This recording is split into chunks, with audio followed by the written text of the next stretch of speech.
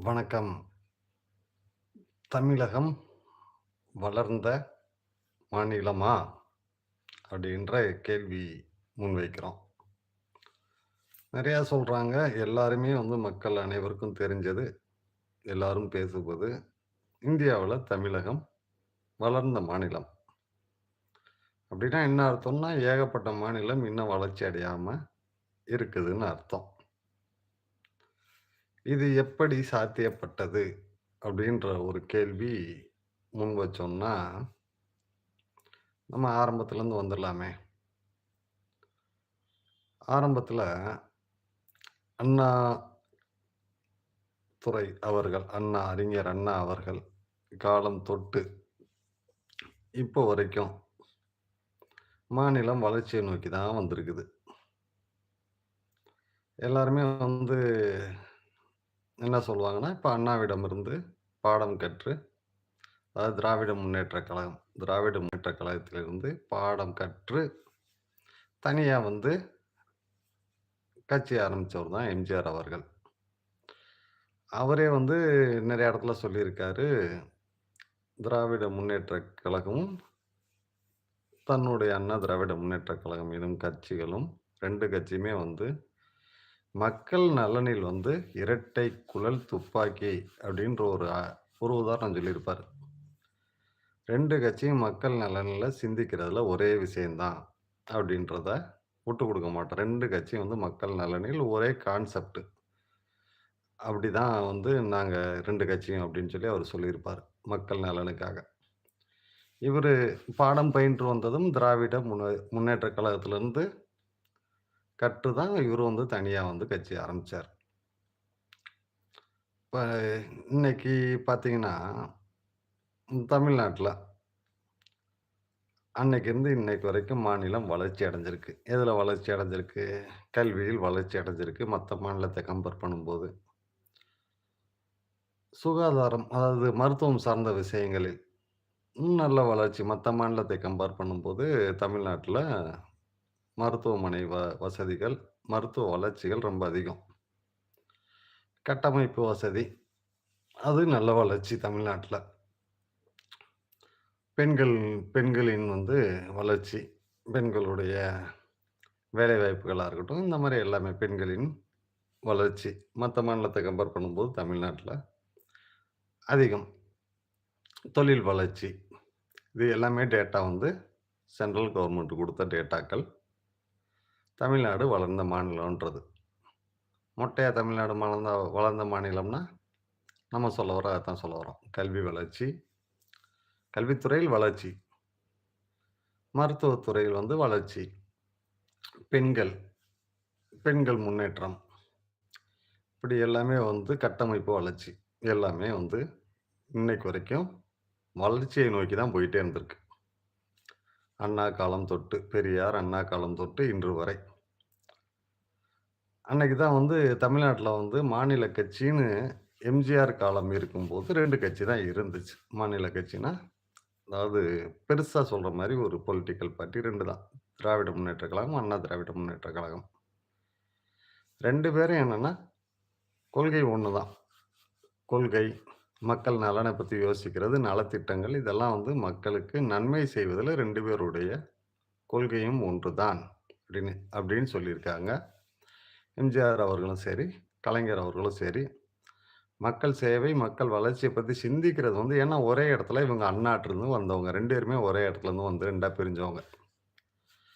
அவர் காலத்திற்கு பிறகு, இன்னைக்கு நிலைமைய பார்ப்போம். இவ்வளோ வளர்ச்சி அடைஞ்சு தமிழ்நாடு வளர்ந்து போய்க்கிட்டே இருக்குது. இன்னமும் சரி. சென்னையிலலாம் பார்த்தா, இன்னைக்கு நெறைய இடத்துல டிராஃபிக் இல்லாம போறதுக்கு ஏகப்பட்ட பாலங்கள் கட்டிட்டு இருக்காங்க. மெட்ரோ ட்ரெயின் எக்ஸ்டென்ஷனுக்கு நெறைய போகாத இடத்துக்கெல்லாம் பிளான் பண்ணி வேலை நடந்துட்டுருக்கு. இப்படி ஒவ்வொரு ஊர்லயும் அந்தந்த ஊர்ல இருக்கிறவங்களுக்கு தெரியும், ஏதாவது வேலை நடந்துட்டுருக்கும் வளர்ச்சிக்காக. தமிழ்நாட்ல தான் வளர்ச்சியை நோக்கி ஏதாவது ஒரு ப்ராஜெக்ட் நடந்துகிட்டே இருக்கும். முன்னேறிக்கிட்டே இருக்கும் தமிழக மக்கள். இதுல இப்ப நெறைய என்னன்னா, இன்னைக்கு நிலைமையில பார்த்தோம்னா, நெறைய பேர் எப்படின்னா, அதாவது சென்னையில இருக்க மக்களுக்கு புரியும். கீழ்ப்பாக்கம், கீழ்ப்பாக்கத்துலருந்து நல்ல மனிதர்கள் ஓரளவுக்கு நல்ல புத்திசாலிகள், அறிவாளிகள்லாம் ஆண்ட்ராய்டு செல்ஃபோன் உபயோகப்படுத்துறத விட, கீழ்ப்பாக்கத்துலருந்து இடையில வந்து ஒழுங்கா ட்ரீட்மெண்ட் எடுக்காம டிஸ்சார்ஜ் வாங்கி வந்தவைங்க வந்து, நெறைய பேர் இப்ப ஆண்ட்ராய்டுல வந்து யார் வந்து ஒரு பத்திரிகையாளர்களோ, ஒரு விமர்சகர்களோ, ஒரு பொது நலத்தை பத்தி மக்கள் மீது அக்கறை கொண்டு ஏதாவது மெசேஜ் சொல்ல வர்றவங்களோ, இவங்களுக்கு அகைன்ஸ்டா சாட்டு கீட்டு பண்ண ஏதாவது வந்து ஏட்டிக்கு பூட்டியா ஏன்னா சோறு தின்ற மனிதர்கள் வந்து இப்போ கம்மின்றது வந்து இணையதளத்துல பார்க்க முடியுது. சோறு சாப்பிடுறவைங்க, இவைங்க வந்து ரொம்ப குறைஞ்சுட்டாங்க. எவனாவது செல்ல வச்சுக்கிட்டு, ஆஸ்பத்திரிய விட்டு இவங்க மிஸ் ஆகி வந்து எப்படிதான் இவங்களுக்கு செல்லு கிடைக்குன்னு தெரியல. நான் ஒரு டாபிக் பேசிட்டு இருக்கும்போது இடையில வந்து இந்த சாட் வருது. அதுக்காக நான் பதில் சொல்லிட்டு இருக்கேன். டாபிக் நான் சொல்றேன். நெறைய பேர் வந்து இன்னைக்கு இணையதளத்துல அதிகமா வந்து சோறு சாப்பிடுறவன் வந்து சாட் பண்றது, ஏதாவது ஒரு சாட் யார் பேசிட்டு இருந்தாலும் ஏதாவது ஒரு மக்களுக்கு ஒரு மருத்துவம் சார்ந்ததோ, ஏதாவது ஒரு சார்ந்த நல்ல விஷயங்கள சொல்ல வந்தாலும், அங்க எவனாவது வந்துடுறாய்ங்க. ஏதோ சாட் பண்றேன்ற பேர்ல. சரி சாட் பண்றவைங்க ஏதோ வந்து அதான் நம்ம சொல்ல வர்றது. ஆஸ்பத்திரியில பாதியில இவங்க ட்ரீட்மெண்ட்ல ஓடி வந்த கேஸ் மாரி குணமாகாம ஓடி வந்த கேஸ் நெறையா வந்து இப்ப இணையத்தில் சாட்ல ஏதாவது ஒண்ணு பேசுறது, ஏதாவது டைப் பண்ணி விட்றது. சாயந்தரம் கூட உமாபதி அண்ணன் ஒரு லைவ் போட்டிருந்தாரு. பத்திரிக்கையாளர் உமாபதி கிருஷ்ணன். அவரு கூட பாவத்த இதே தான் சொல்றாரு. அவரு நெறைய இடத்துல சொல்லியிருக்காரு. "அண்ணே பைத்தியங்கள் வெளியில வந்துருச்சுக" அப்படின்னு சொல்லிட்டு. பைத்தியக்கார ஆஸ்பத்திரியில கொஞ்சம் இருக்கிறவங்கலாம் பேஷண்ட் மிஸ் ஆகி போனா நெறைய பேருக்கு நான் வேண்டுதலா வைக்கிறேன். கொஞ்சம் பாருங்க. ஏதாவது கேட்டு கீட்டு எங்கிட்டாவது ஓட்ட கீட்ட போட்டுருக்காங்களா இவிங்க? என்ன ஆச்சு? எங்கிட்டாவது போறது, வர்றது. பைத்தியங்களை கொஞ்சம் ஆஸ்பத்திரியில விட்டு அப்பப்போ எஸ்கேப் ஆகி போறாங்களா? எங்கிட்டும் போகாம பார்த்துக்குங்க. போறவங்க செல்ஃபோன் உள்ளுக்குள்ள வேலை பார்க்குறவங்களோட செல்ஃபோன் எல்லாம் தூக்கிட்டு போயிடுறாய்ங்க போல. வந்தோனமே இந்த மாரிலாம் வந்து மக்களுக்கு ஏதாவது சொல்ல வந்தா, சாட்டுன்ற பேர்ல என்னத்தையாவது பேசிட்டு, என்னத்தையாவது அடிச்சு விடுறாய்ங்க. பைத்தியங்களும் இப்போ வந்து வெளியில வந்து அதிகமா வந்து இப்ப இணையதளத்தில மக்கள் இப்ப இப்ப நம்மளுக்கு இதெல்லாம் யோசனையா இருக்கு. வெளியில போகும்போது, இந்த பைத்தியங்கள் செல்ஃபோன் வச்சிருக்க பைத்தியங்கள்லாம் பொதுமக்கள் பாவம் அப்புறாணி, சப்ராணிகளுக்குள்ளேயும் நடமாடிட்டு இருக்குதான்றது வேற தெரியல. சரி ஓகே நம்ம விஷயத்துக்கு வந்துருவோம். அன்னைக்கு வந்து ஆஸ்தானம் 2 மாநில கட்சிகள் இருந்துச்சு. 2 பேருடைய நோக்கம் மக்கள் நலத்திட்டங்கள், மக்கள் வளர்ச்சி மீது அந்த விஷயத்தில வந்து பார்வை ஒன்றாக இருந்துச்சு. இப்போ வந்து பார்த்தீங்கன்னா முந்தியெல்லாம் வந்து மத்திய அரசு நெறைய ப்ராஜெக்ட் போட்டாங்க. ஒரு 30 வருஷம், 35 வருஷத்துக்கு முன்னாடியெல்லாம் ஜனத்தொகையை கட்டுப்படுத்துறதுக்கு அப்படின்னு சொல்லிட்டு நெறைய சென்ட்ரல் கவர்மெண்ட்டு ஸ்கீம்ஸ் போடும். இத பண்ணா மக்கள் தொகையை கட்டுப்படுத்திடலாம் அப்படின்னு சொல்லிட்டு இந்தியா லெவல்ல சென்ட்ரல் கவர்மெண்ட் போடுற ஸ்கீம்ஸ். இப்போ கொஞ்சம் காலம் மாறி போச்சு. மக்கள் தொகையை குறைக்கிறதுக்குன்னே ஒருத்தன் கட்சி ஆரம்பிச்சிருக்கான். அது ஒரு சைடு சொல்ல வரலாம். இன்னொரு சைடு பார்த்தீங்கன்னா, ஆ மக்கள் நலன்னா என்னான்னே தெரியாம, மக்களுக்காக, மக்கள் சேவை, மக்கள் நன்மை எல்லாம் போயி, தன்னுடைய நிலைமை ஒரு 10 பேரு தன்னுடைய நலனுக்காக கட்சி வச்சு நடத்துற ஒரு கட்சியோ, ஒரு 4 பேரு இவிங்களுக்கு வந்து ஒண்ணுமே எட்டும் தெரியாது, எழவும் தெரியாது. இந்த 4 பேர் வந்து மக்கள் தொகையை குறைக்கிறதுக்கு ஒரு கட்சி. நம்ம மாற்றம் அப்படின்ற வார்த்தை ஒண்ணு எப்ப இருந்தோ ஒண்ணு சொல்லிட்டு இருக்காங்க. "மாற்றம் ஒன்றே மாறாதது" அப்படின்னு சொல்லிட்டு. மாற்றம் ஓகே. எதுல மாத்தப் போறீங்க? என்னத்த மாத்தப் போறீங்க? அந்த கேள்விக்கு வந்து எப்பயுமே எங்கேயுமே பதிலே இருக்கிறதில்ல. ஆனா மாற்றம். சரி என்ன மாற்றம்? என்ன பண்ண போறீங்க? வந்தோனமே வந்து கலெக்டருக்கு சம்பளம் வேஸ்ட்டா ஒவ்வொரு டிஸ்ட்ரிக்ட்ல குடுக்குறோம். அதனால 4 டிஸ்ட்ரிக்ட்க்கு ஒரு கலெக்டர் ஆக்கி கவர்மெண்ட் காச மிச்சப்படுத்தப் போறோம். அதே மாரி வந்து நாங்க யாருமே வந்து கூட வந்து செக்ரட்டரிலாம் இல்லாம நாங்க தனியா எல்லாருமே பயங்கரமான அறிவாளிகள். செக்ரட்டரி இல்லாம, கூட சப்போர்ட்டுக்கு ஹெல்ப்புக்கு ஆள் இல்லாம, நாங்களே எல்லா வேலையும் பார்த்துருவோம். அதனால பல லட்ச ரூவா, பல கோடி ரூவா மாசத்துக்கு அரசாங்க காச மிச்சப்படுத்தப் போறோம். மருத்துவமனையில வந்து என்னத்த பயங்கரமா வந்து நாங்க எங்களோடதுல படிச்சவங்கள சம்பளம் இல்லாம, நாங்க வந்தோம்னா, எங்க இதுல இருக்கிற டாக்டர் படிச்ச எல்லாரையும் வச்சு, சம்பளமே இல்லாம மருத்துவத் துறையில நாங்க பல லட்சம், பல கோடி ரூவாய வந்து அரசுக்கு மிச்சப்படுத்தி அ மாநிலத்த வளர்ப்போம். இல்ல. எங்க இதுல வந்து இருக்கிறதுல டிரைவர் நெறைய பேர் வந்து வண்டி ஓட்ட தெரிஞ்சவங்கள ஃபுல்லா கவர்மெண்ட் பஸ்ஸ ஓசியா ஓட்டச் சொல்லி, சம்பளம் இல்லாம ஓட்டச் சொல்லி, அந்த காச மிச்சப்படுத்தி, மாநிலத்த நாங்க வளர்த்துருவோம். அப்படின்னு சொல்லிட்டு, ஏதாவது ஒண்ணு மாற்றம்னா இப்படி சொல்லணும்ல. மாற்றம், நாங்க தான் மாற்றோம் அப்படின்னா, இப்படி இப்படி நம்ம சொல்ற உதாரணம் மாரி ஏதாவது ஒண்ண சொல்லணும்ல. எதுல என்ன மாற்றம் கொண்டு வந்து, அதை எப்படி பண்ணி என்ன வளர்க்கப் போறீங்க? யாரும் செய்யாத என்ன செய்யப் போறீங்கன்ற ஒரு கேள்வி இருக்குமா? இருக்காதா? யாரா இருந்தாலும். இந்த இன்னைக்கெல்லாம் காலத்துல பிள்ளைகளே நெறைய பேர் வந்து பெத்த அப்பாட்ட ஏதாவது ஒண்ணு கேட்பாங்க. "சரிப்பா பார்த்துக்கலாம்ப்பா." "பார்த்துக்கலான்னா?" இந்த கேள்விய ஆட்டோமேட்டிக்கா கேட்கறாங்க. பெத்த பிள்ளைக, பெத்த தந்தைட்ட ஏதோ ஒரு வேண்டுதல் ஒண்ணு தேவைன்னு சொல்லிட்டு ஏதாவது கேட்பாங்க.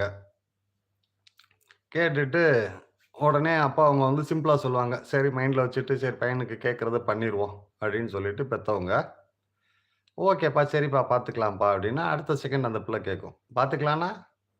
எப்படி?" அப்படின்னு. அதத்தான் நம்ம கேட்கிறோம். மாற்றம் அப்படின்னா எப்படி? இது இயல்பான விஷயம் தான். ஊர் உலகத்துல எல்லா இடத்துலயும் எல்லாரும் கேட்கிறது தான். நம்ம கேட்ட மாரி ஏதாவது போக்குவரத்து துறையில எல்லாம் உங்க ஆளு வந்து எல்லாரையும் ஓசியா வண்டி ஓட்ட வச்சு, நாங்க வந்துட்டோம்னா, அரசுக்கு வந்துட்டோம்னா, ஜெயிச்சுட்டோம்னா, ஓசியில எங்க இதுல இருக்கிற எல்லாருமே வந்து டிரைவிங் தெரிஞ்சவங்கள ஓட்ட வச்சு சம்பளம் இல்லாம ஓட்ட வச்சு அந்த காச மிச்சப்படுத்துவோம். எங்க இதுல வந்து டாக்டருக்கு படிச்சவங்க எல்லாம் அரசுல வேல பார்க்க சொல்லி, சம்பளம் இல்லாம ஓசியா வேல பார்த்து, அந்த காச மிச்சப்படுத்தி மாநிலத்த வளர்ச்சிக்கு கொண்டு போவோம். எங்க இதுல வந்து இருக்கிறவங்க எல்லாம் பாலம் கட்டுறவங்க, இந்த மாரி ரோடு போடுற இந்த மாரி ஆளுகள்லாம் மேன் பவர் ஃபுல்லா யூஸ் பண்ணி காசு பணமே யாருக்கும் குடுக்காம, நாங்க இலவசமா எல்லாம் வேல பார்த்து, ரோடெல்லாம் போட்டு அந்த காச மிச்சப்படுத்தி மாநிலத்த வளர்ப்போம். வாத்தியாரு எங்க இதுல படிச்சவங்கலாம் நாங்கலாம் ஆட்சிக்கு வந்தோம்னா, எங்க கட்சிய சார்ந்தவங்களோ, எங்க தொண்டர்களோ, இல்லது எங்களது ரசிகர்களோ, இவங்க வாத்தியாருக்கு படிச்சவங்க எல்லாரையும் அரசு வேலையில ஓசியா வேல பார்க்க வச்சு, ஓசியா கல்வி குடுத்து கல்விய வளர்த்துருவோம். அப்படி ஏதாவது சொன்னா தானே மாற்றம் அப்படின்றது தான் நம்ம கேட்க வர்றோம். மாற்றம்னா என்ன மாற்றம்? எதையுமே வந்து சொல்லாம மாற்றம், மாற்றம், மாற்றம் என்னத்த மாற்றம்? அதுதான் நம்ம கேள்வி. மாற்றம் சரின்னு தான் இப்ப நம்ம கேட்கிற மாரி ஏதாவது ஒண்ணு சொல்லுங்க. ஏதாவது செய்வேன்னு சொல்லுங்க. எதுவுமே இல்ல மாற்றம். ஆ, ஆ அப்படின்ற மாரி இருக்கு. எப்ப பார்த்தாலும். ஏதாவது சொல்லிருவாங்களான்னு பார்த்தா 10 நிமிஷம் ஸ்பீச்சு, 5 நிமிஷம் ஸ்பீச்சு. நம்மளுக்கு அப்படின்னு பார்த்துட்டு, ஐய்யய்யோ! இது என்னடா இது? அவ்வளோதான். ஆ அப்படின்ட்டு போயிருது. முடிஞ்சு போச்சு. நம்மளுக்கு தெரிஞ்ச மாற்றம் வந்து மாற்றம் தான். கரெக்ட் தான். நியாயமான விஷயம் மாற்றம். அந்த காலத்தில நான் சொன்னேன்ல 30, 40 வருஷத்துக்கு முன்னாடி இந்தியாவில் ஜனத்தொகை வந்து ரொம்ப கூடிக்கிட்டே இருக்கு. கட்டுப்படுத்தன்னு ரொம்ப காலங்களா வந்து சென்ட்ரல் கவர்ன்மென்ட் ஏதாவது ப்ராஜெக்ட் போடும். நம்மளுக்கு தெரிஞ்ச மாற்றம் வந்து மக்கள் தொகையை குறைக்கிறதுக்கு வந்து ஒரு மாற்றமான ஒருத்தவங்க உருவாகியிருக்கணும்னு நான் பார்க்கலாம். தமிழகத்தில மக்கள் தொகையை குறைக்கிறதுக்குன்னு புதுசா ஒரு கூட்டம் ரெடியா இருக்கணும்னு நம்ம சொல்லலாம். அதே மாரி மாநிலம் வளர்ந்துச்சுன்னா, எப்படி வளர்ந்துச்சு? இத நம்ம கேட்கணும். கரெக்ட்டா வந்து அன்னைக்கு இருந்து இன்னைக்கு வரைக்கும் தமிழகம் வளர்ந்த மாநிலம். எத வச்சு சொல்றீங்க? அப்படின்னு கேட்டோம்னா, வளர்ந்த மாநிலமா? இல்லையா? அத நீங்க படிச்சுக்கணும். பேசிக்கா படிச்சுட்டு, அதுக்கு அடுத்து வந்து லைவ்‌க்கு நீங்க வந்தீங்கன்னா தான் புரியும். எங்க தாத்தா வந்து அந்த சாமி கும்பிட்டவரு. சரி. எங்க அப்பா அந்த சாமி கும்பிடுறாரு. சரி. நானு அந்த சாமி கும்பிடுறேன். ரைட்டு. அடுத்து என் பிள்ளைக அந்த சாமிய கும்பிடுவாங்க. ரைட்டு. இது எத்தன தலைமுறையாப்பா? 8 தலைமுறையா? 5 தலைமுறையா? 6 தலைமுறையா? அதே கதைய தான் சொல்ல வர்றோம். உங்க தாத்தா காலத்துல, உங்க தாத்தாக்கு தாத்தா காலத்துல, உங்க குடும்பம் எப்படி இருந்துச்சு? இன்னைக்கு நீ இந்த இடத்துக்கு எப்படி வந்த? சாமிய வந்து 4 தலைமுறை, 5 தலைமுறை, 8 தலைமுறை, 10 தலைமுறையா நாங்க கும்புட்றோம். எங்களுடைய சொந்தத்துல வந்து எங்களுடைய முறையில கல்யாணத்தை இப்படித்தான் நடத்துவோம். காது குத்த அப்படித்தான் நடத்துவோம். சாமி திருவிழாவை இப்படித்தான் நடத்துவோன்ட்டு எத்தன தலைமுறைன்னு கேட்டாலும் சொல்லுவீங்க. 5 தலைமுறையா? 10 தலைமுறையா? எங்களுடைய வழிபாடு இப்படி. எங்களுடைய விசேஷங்கள் இப்படி. நாங்க கல்யாணத்த இந்த முறையில கொண்டாடுவோம். இப்படி பண்ணுவோம். காது குத்த இப்படி பண்ணுவோம். ஒவ்வொரு சடங்கும் வந்து இப்படித்தான் நாங்க பண்ணுவோம்னு ஒரு இது வந்து சொல்றீங்க. அதத்தான் நம்ம சொல்ல வர்றோம். பெரியார் காலத்திலிருந்து சுதந்திரத்துக்கு பின்னாடி, இன்னைக்கு வரைக்கும் நீங்க இந்த அளவுக்கு சுதந்திரமா வந்து செயல்படுற அளவுக்கு எல்லாம் நம்ம சொல்லலங்க. எல்லா மாநிலமும் சரி, மத்திய அரசினுடைய ரெக்கார்டும், தமிழகம் வளர்ந்த மாநிலம்னு சொல்லுது. வளர்ச்சி அடைஞ்சிட்டு இருக்குன்னு ஒவ்வொரு தடவையும் வந்து ஒரு 6 மாசத்துக்கு ஒரு தடவையோ, 3 மாசத்துக்கு ஒவ்வொரு தடவையோ, தனிப்பட்டு ஒவ்வொரு தனிநபருடைய வருமானம் உயர்ந்திருக்கு, தொழில் உயர்ந்திருக்கு, மாநிலத்தில மருத்துவ வசதிகள் வளர்ந்திருக்கு. இப்படி ஒவ்வொரு வளர்ச்சியா இருக்குன்னு சொல்லிட்டு புள்ளி விவரம் மத்திய அரசு விட்டுக்கிட்டே இருக்குது. எப்படி வளர்ந்துகிட்டே இருக்கு? சும்மா நம்ம தூங்கி தூங்கி எந்திரிச்சோன்னா, நம்ம மனுஷன் இந்த வளர்றானே, பிறந்துட்டான்னா ஆட்டோமேட்டிக்கா ஒவ்வொரு நாளும் வயசு கூடிக்கிட்டே போகும். அந்த மாரி அது பாட்டுக்கு தானா வளர்ந்துருச்சா? இத வந்து எல்லாருக்கும் தெரியணும். நம்ம வளர்ந்ததுக்கு பின்னாடி வேலை செஞ்சவங்க யாரு? இன்னைக்கு நம்ம வளர்ந்த மாநிலம், வளர்ந்த மாநிலம், வளர்ந்த மாநிலம் அப்படின்னு பேசிக்கிட்டு திரியிறோமே, நம்ம மாநிலம் இந்த அளவுக்கு வளர்ச்சி அடைஞ்சிருக்குன்றது உண்மைதானான்னு தெரிஞ்சுக்கணும். அதுக்கு வரலாற்ற படிக்கணும். தாத்தா காலத்துல எப்படி இருந்தாங்க நம்ம குடும்பங்கள்? அப்பா காலத்துல எப்படி வளர்ச்சி அடைஞ்சு வந்தாங்க? பொருளாதார வளர்ச்சியோ, ஏதோ ஒரு நாலேட்ஜ்ல வளர்ச்சியோ, கல்வி வளர்ச்சி எப்படி வந்துச்சு? சுகாதார வளர்ச்சி எப்படி வந்துச்சு? 50 வருஷத்துக்கு முன்னாடி இங்க எப்படி இருந்துச்சு தமிழ்நாடு? 70 வருஷத்துக்கு முன்னாடி எப்படி இருந்துச்சு? இன்னைக்கு எப்படி இருக்கு? வளர்ந்துச்சா? வளரலையா? இதெல்லாம் புள்ளி விவரங்கள்லாம் சும்மா இன்னைக்கெல்லாம் வந்து ஆண்ட்ராய்டு செல்லு எத்தனையோ பேர் வச்சிருக்கீங்க. டேட்டா அடிச்சா டக்கு டக்குன்னு அடிச்சா வந்துரும். அனைத்தும் நம்ம சொல்ல வர்றது வந்து திராவிட சித்தாந்தம் எனப்படும் பெரியாரின் கொள்கையை உள்வாங்கிய அண்ணா வழிவந்த திராவிட முன்னேற்றக் கழகத்தால் தான் இன்னைக்கு வரைக்கும் வளர்ச்சி அப்படின்ற ஒரு கான்செப்ட் தமிழ்நாட்டுக்குள்ள இன்னைக்கும் உயிரோட போயிட்டே இருக்குது. மத்தபடி நீங்க யார கேட்டீங்கனாலும் சரி, அவங்களுடைய நலனுக்காக கட்சி. மக்கள அடமானம் வைக்கிறதுக்காக, மக்கள என்ன வேணாலும் பண்ணிக்கோ சாமி, நாங்க எங்க 10 பேர் ஒண்ணும் பண்ணாதன்னு ஒரு குரூப் கட்சி. ஒரு குரூப் மக்கள் தொகையை குறைக்கிறதுக்காகவே புதுசா ஒரு கட்சி. என்ன இப்ப இருக்கிறதுன்னா, வளர்ந்து போயிட்டே இருக்குதுப்பா. சரி லேட்டா வளருதுப்பா. நீ என்ன ஃபாஸ்ட்டா வளர்த்து கொண்டு போற? இன்னைக்கு வரைக்கும் நாங்க வளர்ந்துட்டு இருக்கோம். ஸ்லோவோ, ஸ்பீடோ. அது 2வது. யார் என்ன சொல்ல வந்தாலும், மாற்று என்ன கருத்து நீங்க சொல்ல வர்றீங்க? என்னத்த வளர்க்க போற? சுகாதாரத்துல உன்ட்ட என்ன கான்செப்ட் இருக்கு? கட்டமைப்புல என்ன கான்செப்ட் இருக்கு? இப்படி ஒவ்வொன்னுமே நம்ம கேட்க வர்றது. மாநில நலன்ல என்ன கான்செப்ட் இருக்கு? எந்த கான்செப்ட் எதுவும் கிடையாது. நாங்க மாற்ற வாரோம். என்னத்த மாத்த போறீங்க? இனி மாத்துறதுக்கு என்ன இருக்கு? வளர்ந்துக்கிட்டே தான் நாங்க போயிட்டே இருக்கோம். இதுல மாத்தி என்னத்த மாத்த போறீங்க? அப்படின்ற கேள்வி இருக்கு. நம்மளுக்கு தெரிஞ்சு நம்ம பார்த்தது வந்து, ஒரு மாற்றம் தான் இதுவரைக்கும் பார்த்ததுல மக்கள் தொகையை குறைக்கிறதுக்கு உங்களால் முடிந்த வரை மத்திய அரசுக்கு உதவி பண்றீங்க. அவ்வளோதான் அப்படித்தான் சொல்ல முடியுது.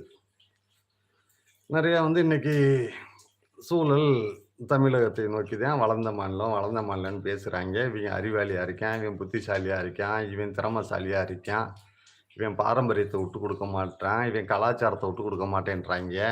இவங்கள்ட்ட என்ன நம்ம வந்து போட்டாலும், பால் போட்டாலும் பால திருப்பி அடிச்சு விட்டுறாய்ங்க. போடுற பந்தெல்லாம் 6 அடிச்சிடுறான். சராசரி மனிதன், சாதாரண மனுஷன்லேருந்து எல்லா பயிலும் நம்மள யூ டர்ன போட்டு ஓட வச்சுர்றான். அப்படின்னு சொல்லிட்டு தான் இந்த வளர்ச்சியை விரும்பாதவங்க, வளர்ச்சிய தடுக்கணும்னு நெனைக்கிறவங்க ஃபுல்லா யோசிச்சுக்கிட்டே இருக்குது. இது என்னடா இது? என்ன பந்து போட்டாலும் தமிழ்நாட்டுல ஒண்ணுமே வேலைக்கு ஆக மாட்டேன்னுது. இது பெரிய மண்டையடியா இருக்குதே! அப்படின்றது தான். அதற்கு வேலை பார்க்கிறவங்க தான் வந்து தன் நலத்துக்காக, மக்கள் நலத்திற்கு இன்னைக்கு தமிழ்நாட்டுல மக்கள் நலன், திரும்ப மாநில வளர்ச்சி அப்படின்ற கான்செப்ட்டோ, அதுக்கு உண்டான திட்டங்களோ எப்பயுமே வந்து திராவிட முன்னேற்ற கழகம் தான் போட்டுட்டு இருக்கு. வேற யார்ட்டயும் எந்த கான்செப்டும் கிடையாது, எந்த பிளானும் கிடையாது, எந்த ஐடியாலஜியும் கிடையாது. எது நீங்க எத்தன தடவ கேட்டீங்கனாலும் சரி, யாரும் ஒண்ணும் மூச்சு விட்டுருக்க மாட்டாங்க. தெரியாது. அவங்கள பத்தி ஒண்ணும் சொல்லி தப்பில்ல.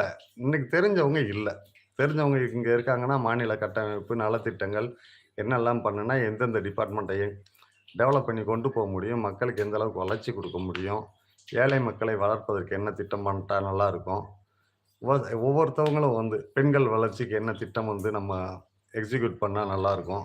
இது ஃபுல்லாவே வந்து திராவிட முன்னேற்ற கழகத்துல மட்டும் தான் பிளானிங் இருக்கு. அதுக்கு உண்டான செயல்படுத்துற ஒரு தன்மை இருக்கு. வேற யாருக்கும் எதுவுமே இல்ல. அதத்தான் நம்ம சொல்ல வந்துட்டுருக்கோம். நம்ம மாநிலம் வளர்ந்த மாநிலமா இருக்கு. இன்னும் வளர்ந்து போயிட்டே இருக்குது. இதற்கு முழுக்க முழுக்க நம்ம எப்பயுமே நம்ம சொல்ல வர்றது என்னைக்கா இருந்தாலும் சரிங்க. நானுன்னு இல்ல. உலகத்துல எவன் பேசினாலும் எவன் பேச்சையும் நம்பாதீங்க. டேட்டாவ செக் பண்ணுங்க. டேட்டா செக் பண்ணுங்க. நீங்க டேட்டா செக் பண்ணீங்கன்னா, உங்களுக்கு எல்லாருக்குமே ஓரளவுக்கு உண்மை நிலைமை புரிய வரும். எதுவுமே வந்து பொய் தகவல் எது யாரா இருந்தாலும் சரி பேசுறத அப்படியே கண்ண மூடிட்டு எவனையும் நம்பாதீங்க. டேட்டாவ செக் பண்ணுங்க. சொல்றது உண்மையா? கிராஸ் செக் பண்ணணும். ஆஸ்பத்திரியில போனா மட்டும் மருத்துவத்துக்கு ஒண்ணுக்கு தான் வந்து 1 டாக்டருக்கு 2 டாக்டர், 3 டாக்டர்ட்ட போயி ஒப்பீனியன் வாங்கணுன்றதெல்லாம் கிடையாது. செகண்ட் ஒப்பீனியன், தேர்ட் ஒப்பீனியன்லாம் ஒரு பெரிய ஆப்பரேஷனுக்கோ, பெரிய ட்ரீட்மென்ட்டுக்கோ, அதுக்கு மட்டும் தான் செகண்ட் ஒப்பீனியன் வாங்கணுன்றதெல்லாம் கிடையாது. எந்த ஒரு விஷயமா இருந்தாலும், ஏன்னா பொது நலத்தில தான் வந்து உங்களுடைய தனிப்பட்ட வாழ்க்கையும் இருக்கு. தனிப்பட்ட வாழ்க்கை வேற, பொதுநலம் வேறலாம் நினைக்காதீங்க. பொதுவா எல்லாருக்கும் நடக்கிற விஷயம், வளர்ச்சிகள், காமன் வளர்ச்சி திட்டங்கள், நலத்திட்டங்கள் தான் வந்து ஒவ்வொரு தனி மனிதனையும், ஒவ்வொரு குடும்பத்தையும் வளர்த்து கொண்டு போகும். கல்வியிலயும் சரி, சுகாதாரத்தில இருந்து சரி, மருத்துவம் இப்படி எல்லா இதுலயுமே. மக்கள் எல்லாருமே இன்னைக்கு பொய் சொல்றவன் அதிகமா போய்ட்டாய்ங்க. பொய் சொல்றதுக்கு இங்க அதிகமா போய்ட்டாங்க. நம்ம சொல்ல வர யார்ட்டயுமே சரி, ஐயா ஒரு 10 பேர் சேர்ந்து, ஐயா எங்கள ஒண்ணும் உட்ரு, தமிழக மக்கள என்ன வேணாலும் பண்ணிக்கோன்ற ஒரு டீமு. ஒருத்தனுக்கு எதுவுமே தெரியாது. ஏதோ ஒரு காரணத்துக்கு வந்து இங்க இருக்கிறவன கன்ஃப்யூஸ் பண்ண வர்றதுக்கு புதுசா ஒரு டீமு. நம்மளுக்கு தெரிஞ்ச அந்த டீம் வந்து மக்கள் தொகையை குறைக்கிறதுக்கு முந்தியெல்லாம் வந்து அரசு மத்திய அரசு நெறைய ஸ்கீம் போட்டதுல, ஒரு ஸ்கீம் அவைங்க இருக்கலான்னு கூட போடலாம், சொல்லலாம். உண்மையிலேயே வந்து இந்த இன்னைக்கெல்லாம் ஒரு பேட்டி பார்த்தேன். "ஏங்க வேலியில கம்பி சுத்தி இருக்கோங்க, பயப்பட தேவையில்லங்க இந்த தடவ கூட்டத்துக்கு." எட பாவிகளா! இது என்ன மிருக காட்சி சாலையா? மிருகம் வெளியில போயிராம பார்த்துக்கிறோம்ன்னு சொல்ற அளவுக்கு, இப்படி ஒரு கேலி கூத்தான சூழல் தமிழ்நாட்டுல இருந்துட்டு இருக்கு. எப்பயுமே தமிழகம் வளரணும், வளர்ந்து போயிட்டு இருக்கணும் அப்படின்னா, இதற்கு இன்னைக்கு வரைக்கும் பாடுபட்டது முழுக்க முழுக்க அப் டூ டேட் வரைக்கும் பாடுபட்டது திராவிட முன்னேற்றக் கழகத்தில் தொன்று தொட்டு இன்னைக்கு வரைக்கும் வந்துட்டு இருக்க அனைத்து தலைவர்களும் தான். இன்னைக்கு அண்ணன் ஸ்டாலின் அவர்களா இருக்கட்டும், இதுக்கு முன்னாடி அப்படியே ரிவர்ஸ்லேருந்து நம்ம பார்த்தோம்னா, பெரியார்ல தொட்டு இப்போ வரைக்கும். இதுல வேற யார்ட்டயுமே இன்னைக்கு நிலைமையில தமிழ்நாட்டுல எந்த கான்செப்டும் எதுவுமே கிடையாது. ஒரே ஒரு டீம் இருக்கு சென்ட்ரல்ல, டெல்லில. அந்த டீம் ஏதாவது என்ன தனக்கு பயந்தவங்க, ஃப்ராடு நெறைய ஏதோ ஒரு விதத்துல அவங்கள்ட்ட வந்து மாட்டிட்டு இருக்கிறவங்க, அவங்களுக்கு கட்டுப்பட்ட சூழல்ல இருக்கிறவங்க, இவங்கெல்லாம் வச்சு, அது போக வந்து ஞானேஷ்குமார்ன்னு ஒரு நல்ல மனுஷன் இருக்காரு. இவங்கெல்லாம் வச்சு தமிழன வந்து என்னதான் பண்ணாலும் யூ டர்ன் பண்ணி ஓட வச்சுடுறாய்ங்க. இவைங்கள வந்து தமிழு, இங்கிலீஷ ஒழுங்கா படிக்க விடாம ஹிந்திய உள்ள நுழைச்சு விட்டோம்னா, இவன் இத படிக்கிறத விட்டுருவான். ஏதோ ஒரு லாங்குவேஜ விட்டான்னா கூட, இவன் வந்து கொஞ்சம் எஜுகேஷன்ல கொஞ்சம் கீழ ரிவர்ஸ்ல போயிருவான். ஸ்ட்ரெஸ் கூட. ஏற்கனவே இருக்கிற திட்டத்துல படிக்கிறதுக்கு பிள்ளைக ரொம்ப கஷ்டப்படுறாங்க. அப்போ ஒரு ஸ்ட்ரெஸ் குடுக்குறாங்க. ஏதோ ஒரு ரூபத்துல நம்ம வந்து அந்த கொள்கை, இந்த கொள்கைன்னு ஏதாவது ஒரு டுபாக்கூர் ஒரு கொள்கைய சொல்லி உன்ன எக்ஸ்ட்ரா இது பண்ணி விட்டோம்னா, பெர்சன்டேஜ் இன்னும் வந்து படிக்கிறவன் பாதியில வந்து ஓடிருவான். அப்படின்றனால நெறைய பேர் படிப்பு வந்து வளர்ச்சி குறையும். கல்வி வளர்ச்சி குறையும். இந்த மாரி நெறைய அவங்க சொல்ற திட்டங்கள் ஃபுல்லாவே இவைங்கள வந்து போயிட்டே இருக்காங்க. என்னடா வளர்ந்த மாநிலம், வளர்ந்த மாநிலம், எப்ப பாரு தமிழகம் வளர்ந்த மாநிலம், வளர்ந்த மாநிலம். என்னங்கடா அது பெரிய மண்ட வலியா இருக்கு. நீ வளர்ந்துகிட்டே போனேன்னா, நாள பின்ன வந்து வளராத மாநிலம் ஃபுல்லா எங்கள பார்த்து கேள்வி கேட்க மாட்டானா? அப்படின்றது வந்து நம்மளுக்கு பல மாநிலத்தில இது மண்ட வலியா இருக்கே. அப்ப எல்லா மாநிலத்தையும் வளர்த்து விடணும்னா நெறைய கஷ்டப்படணும். ஆனா, ஒரு மாநிலம் வளர்ந்த மாநிலத்த அமுக்கி விட்டா போதும், மத்த மாநிலத்துக்காரன் கம்முனு இருப்பான்ல. எல்லா சைடுமே வந்து நம்ம தென் இந்தியாவ தவிர, வட இந்தியாக்கள்லாம் பார்த்தீங்கன்னா, அதிகமா போக்குவரத்து வசதி இன்னைக்கு இல்லாத ஊர் இருக்கு. கரண்ட் வசதி இல்லாத ஊர் இருக்கு. தண்ணி வசதி இல்லாத ஊர் இருக்கு. போக்குவரத்து வசதி இல்லாத ஊர் இருக்கு. சாலை வசதி இல்லாத ஊரு, மருத்துவ வசதி இல்லாத ஊரு இன்னமும் இருந்துட்டு இருக்கு வட மாநிலங்கள்ல. அப்ப என்னன்னா, ஒண்ணு இந்தியாவ ஃபுல்லா தமிழ்நாட்ட பார்த்து முன்மாதிரியா எடுத்துக்கிட்டு, நம்மளும் எல்லா மாநிலத்தையும் வளர்த்து விட்டுருவோம்னு நினைப்பாங்களா டெல்லில? எத்தன மாநிலத்த வளர்த்து விடுறது? எவ்வளவு வேலை பார்க்கிறது? எவ்வளவு செலவழிக்கிறது? இது என்னடா இது பெரிய மண்டவலியா இருக்குது.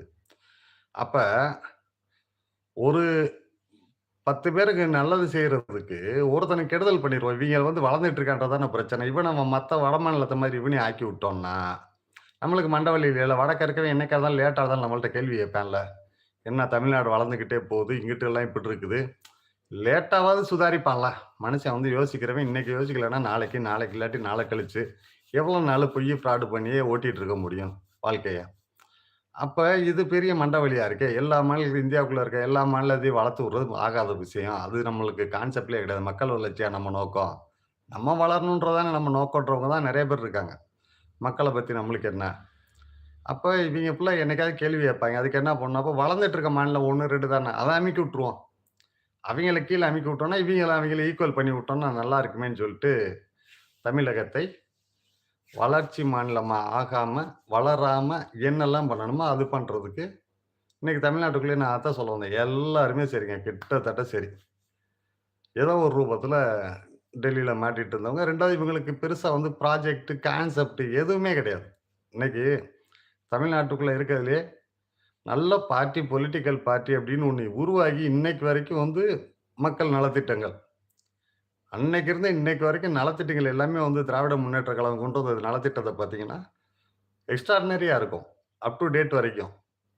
இவங்க ஒண்ணு தான் வந்து நிலைச்சு நின்னு ஒரே புத்தியோட, ஒரே குணத்தோட மக்கள் சேவை, மக்கள் நலத்திட்டங்கள், மக்கள் வளர்ச்சி, மாநில வளர்ச்சி, பொருளாதார வளர்ச்சி, தொழில் வளர்ச்சி, கல்வி வளர்ச்சி, இது போல எல்லாமே கட்டமைப்பு வளர்ச்சி, எல்லாமே கான்செப்ட் ஒரே தான். அப்படியே சீரா ஸ்டெப் பை ஸ்டெப்பா வளர்த்து கொண்டு போறாங்க. மத்தவன்லாம் வந்து இன்னைக்கு ஒரு பேச்சு பேசுவான் காலையில, அடுத்த நாள் பெல்ட் அடிச்சு இன்னொரு பேச்சு பேசுவான்.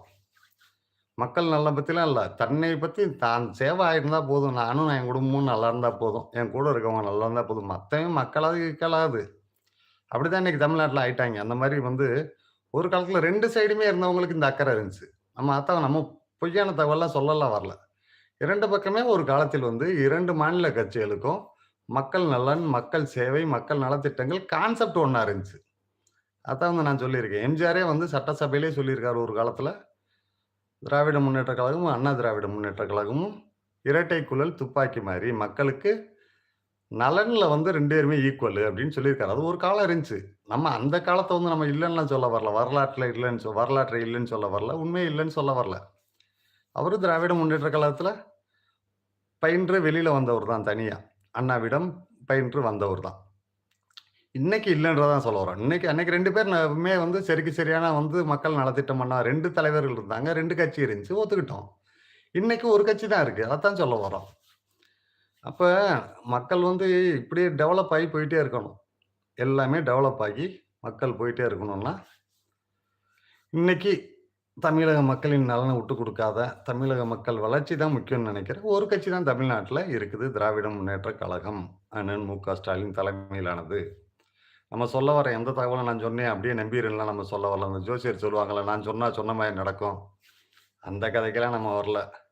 நான் சொல்றேன்னா, நானும் இல்ல. எவன் எங்க என்ன பேசுனாலும் அவன் சொன்னது உண்மையான்னு டேட்டாவ எடுத்து செக் பண்ணிருங்க. எப்பயும் வர்றத விட இந்த தடவ வந்து மக்களுக்கு எதிரான நெறைய வந்து பல குளறுபடிகள், பல குழப்பங்கள், மக்கள வந்து கன்ஃப்யூஸ் பண்ணி விடுறது. இந்த மாரி வேலை ஹையஸ்ட்டா என்னெல்லாம் பண்ண முடியுமோ, அதெல்லாம் வந்து அந்த ஒருத்தர்லாம் வந்து பழைய பேட்டின்னு நெனைக்கிறேன். திரும்ப இப்ப ரீசர்க்கிள் ஆச்சு. அ எல்லாருமே வந்து கிறிஸ்தவர்கள் வந்து ஒற்றுமையா இருக்காங்க. முஸ்லிம்கள் ஒற்றுமையா இருக்காங்க. இந்துக்கள் மட்டும் தான் ஒற்றுமையா வந்து ஒரே கட்சிக்கு, இந்து கட்சிக்கு நீங்க வந்து ஆதரவு குடுக்க மாட்டேன்றீங்க. இந்துக்களா ஒன்றிணையணும் அப்படின்னு சொல்லி பேசிட்டு இருக்காரு. நாங்க எப்பப்பா சண்டை போட்டுக்கிட்டோம்? நாங்க எதுக்கு ஒற்றுமைய பத்தி எங்கள்ட்ட நான் ஒற்றுமை இல்லாத இடத்துல போய் அத பேசணும். தமிழ்நாட்டுல யார் யார் கூட சண்டை போட்டுக்கிட்டா? யார் கோவிச்சுக்கிட்டா? எல்லாருமே சகோதரத்துவத்தோட தான் இருக்கோம். இவரு சொல்ற எக்ஸாம்பிள் தமிழ்நாட்டுல அப்படியே ஆப்போசிட்டா வேற ஸ்டேட்ல இருக்க எக்ஸாம்பிள தமிழ்நாட்டுல கொண்டு வந்து திணிக்கிறாப்படி. நம்மல்லாம் பார்த்தா எங்கேயோ நடக்கிற விஷயத்த எங்கேயோ இருக்க மனிதர்களுடைய ஒப்பீட்ட தமிழ்நாட்டுக்குள்ள இருக்க மக்கள்ட்ட வந்து நீ சொன்னேன்னா, அதெல்லாம் எங்களுக்கு கண்டுபிடிக்க தெரியாது. நாங்கலாம் மண்டையில வந்து வெறும் மண்டையில மூடிய மட்டும் தான் வச்சிருக்கோம். அறிவுன்ற ஒண்ணு மக்கள்ட்ட இல்லவே இல்லையான்னு, அப்ப அந்த அளவுக்கு கேன பயலா நினைக்கிறீங்களான்ற ஒரு கேள்வியெல்லாம் வரும். இந்த மாரி நெறையா வந்து சொல்லலாம். நெறைய உதாரணங்கள் நெறைய பேர் பேசினத. இருந்தாலும் மக்கள ரொம்ப அன்டைம்ல கஷ்டப்படுத்தக்கூடாது அப்படின்றதுக்காக உஷாரா இருங்க. சும்மா வந்து போலியா எவனுக்கோ பயந்துட்டு மக்கள் நலனுக்கு எவனாவது குரல் குடுக்குறானான்னு மொத பாத்துருங்க. இந்த இது வந்து திருப்பரங்குன்றம் இஷ்யூ. 2 மதத்துக்காரங்கள சண்டையில இழுத்து விடுறதுக்காக பிளான் பண்ணி பாத்தாங்க. எந்த தலைவர் குரல் குடுத்தது? நீங்க யோசிச்சு பாருங்க.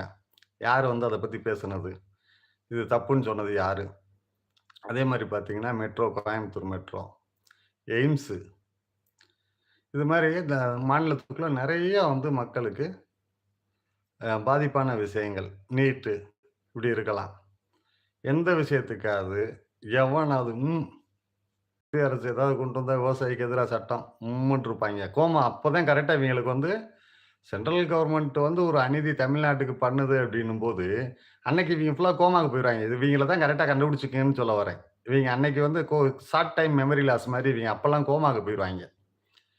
திடீர்னு வந்துட்டு நாங்க மாற்றோம்னு எவனாவது சொல்லுவான். திடீர்னு வந்து மக்கள் எங்க பக்கம் நிக்கிறாங்கன்னு சொல்லுவாய்ங்க. இவங்க ஃபுல்லா வந்து என்னன்னா, ஒரு கட்டமைப்ப உருவாக்குறாய்ங்க. ஃப்ராடு பண்றதுக்கு முன்னாடியே வந்து ஒரு கட்டமைப்பு.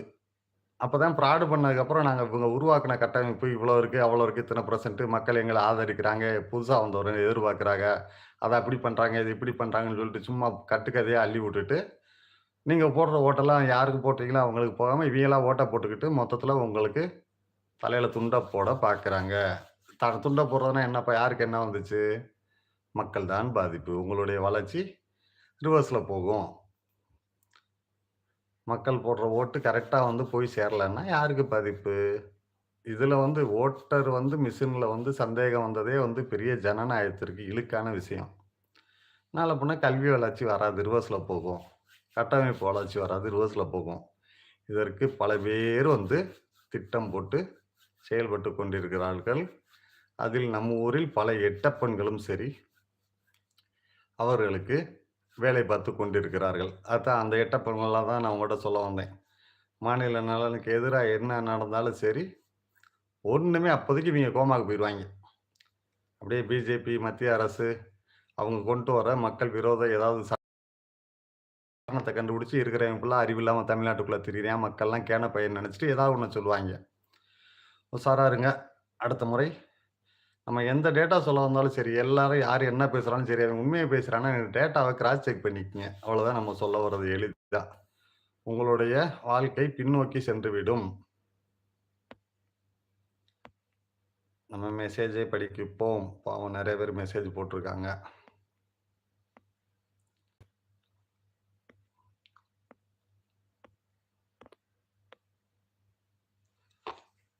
நல்ல தம்பி. மெசேஜ் டிலேட்டடு. ஓகே. அவன் தான் அந்த நல்ல மெசேஜ போட்ட ஒரு பேர் தான் நல்ல தம்பியா? அடுத்து சுனில். Hi, hi brother.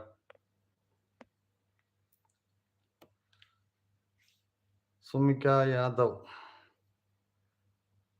எந்த ஊரு நீங்க? நான் மதுரை பிரதர்.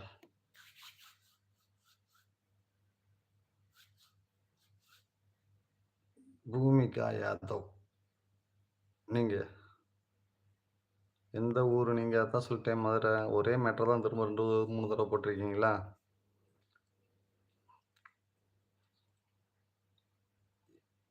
படிக்க தெரியாதா உங்களுக்கு? கோவப்படாதீங்க. நான் எப்பவுமே கடைசில தான் படிப்பேன். ஃபர்ஸ்ட்டு படிச்சுக்கிட்டே இருந்தோம்னா, யாருக்கும் சொல்ல வராது, சொல்ல முடியாதுல்ல. மாரி செல்வம். மாரிஸ். ஹாய் போட்டிருக்காரு. அடுத்து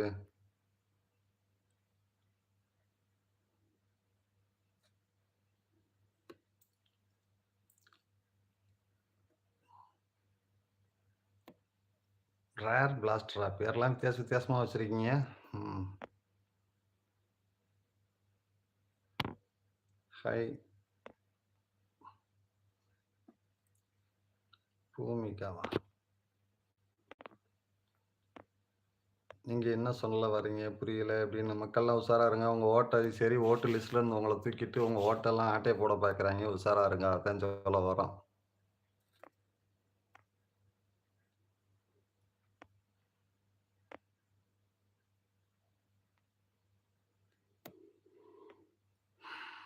ஐயா சாமி,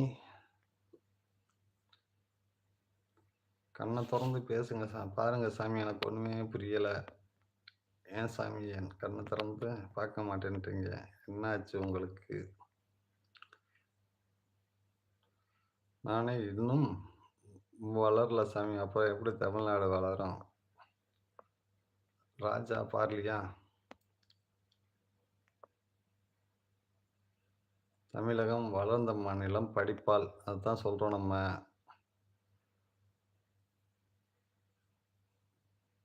திங்க் நெறைய பேரு வந்து நீங்களா ஒரு நேம் வச்சிருக்கீங்களா? அந்த நேம்லாம் ஈஸியா படிக்கிற மாரியாவது கொஞ்சம் வைங்க பிரதர்.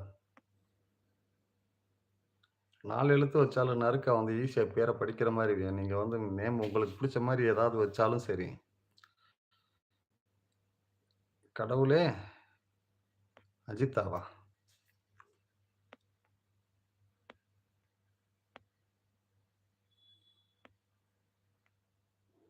காரணம் அம்மா, அப்பா பின்ன அடுத்து படிப்பு, வளர்ச்சிக்கு ஓகே. ஹாய். ஹாய் அப்பா. நைஸ். நீங்க எந்த ஊரு? மதுரைன்னு சொல்லியாச்சு. சாப்பிட்டீங்களா? சாப்பிட்டேன் பிரதர். அப்பா கமாண்ட் படிங்க. அதான் பிரதர் லாஸ்ட்டா தான் இப்பயும் படிப்பேன். ஃபர்ஸ்ட்டு படிச்சோம்னா, அது கமாண்டுக்கு ஆன்ஸர் பண்ணிட்டே குயிஸ் ப்ரோகிராம் மாரி ஓடிரும்.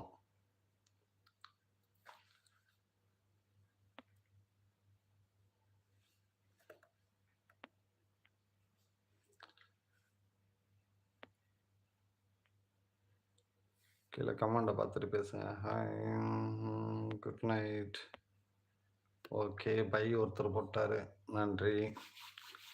அதான் பிரதர் தமிழக மக்களை, உங்களுடைய ஓட்டையும் சரி, உங்களையும் சரி, வளர்ச்சியும் சரி, எல்லாத்தையும் ஆட்டைய போட பல கூட்டங்கள் பலவிதமா முயற்சி பண்ணிட்டு இருக்காங்க.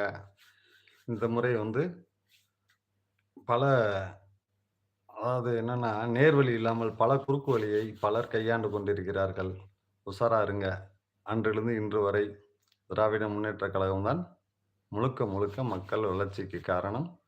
மக்களை விட்டு தராம மக்கள் கட்டமைப்பு, கல்வி வளர்ச்சி, பெண்கள் வளர்ச்சி, மருத்துவ வளர்ச்சி இப்படி எல்லா திட்டங்களையும் பிளான் பண்ணி ஒவ்வொன்னா வந்து எக்ஸிக்யூட் பண்ணி மாநிலத்தை வளர்த்து கொண்டு போயிட்டே இருக்கிற முக்கியமான பங்கு, முழு முதற் பங்கு திராவிட முன்னேற்றக் கழகத்தை சார்ந்தது தான். அதை வந்து யாரும் வந்து மறுக்க முடியாது. தெரியாதவங்க வரலாற்றை புரட்டி பாருங்கள்.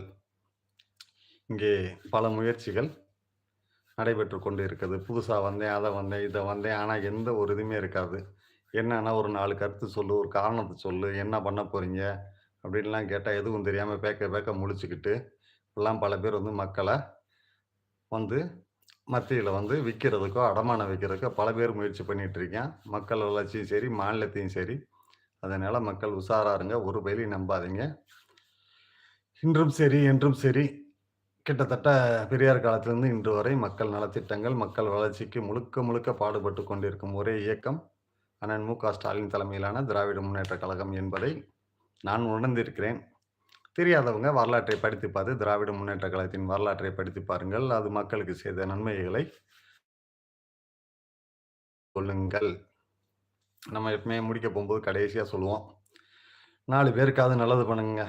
உதவி, தர்மம் தலை காக்கும். யாருக்காவது உங்கனால முடிந்த உதவி, மனிதனுக்கு சாப்பாடு 4 பேருக்கு வாங்கி தர முடியலனாலும் சரி, உங்களுக்கு கீழ இருக்கிறவங்களுக்கு உங்களால ஆனது ஏதாவது ஒரு உதவி. பணம் இல்லாமல் எத்தனையோ உதவிகள் இருக்கு. எந்த விதத்தில ஏதாவது ஒருவருக்கு உதவ முடிந்தால், அன்றாட வாழ்வில் உதவி கொண்டே வாருங்கள்.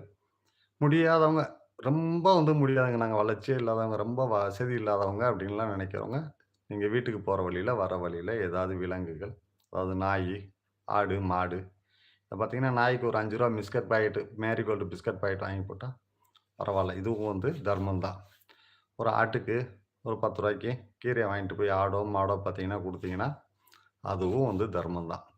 ஏதாவது ஒரு ரூபத்தில் யாருக்காவது உதவி பண்ணிட்டே இருங்க. உங்கள சுத்தி இருக்க நெகட்டிவ் வைப்ரேஷன் நீங்க செய்யும் தர்மத்தின் மூலியமாக உங்களை சுத்தி நடந்து கொண்டிருக்கும் நெகட்டிவ் தீமைகள் விலகும் உங்களை விட்டு. பாசிட்டிவ் வைப்ரேஷன் உங்களுக்கும் சரி, உங்க வீட்டுக்குள்ள, உங்க குடும்பத்துக்கு வந்து சேரும்.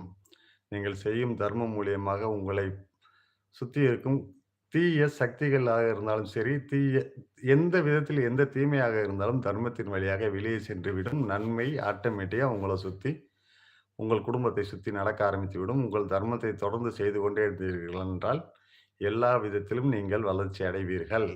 அப்படின்னு சொல்லிட்டு, அடுத்து நம்ம எப்பவுமே ஹெல்த்துக்கு காமனா சொல்ல வரதான் நம்ம வீடியோ முடியும்போது, டயத்துக்கு சாப்பிடுங்க, டயத்துக்கு தூங்குங்க. இத சொல்றதே அன்டயத்துல தான் சொல்றேன்.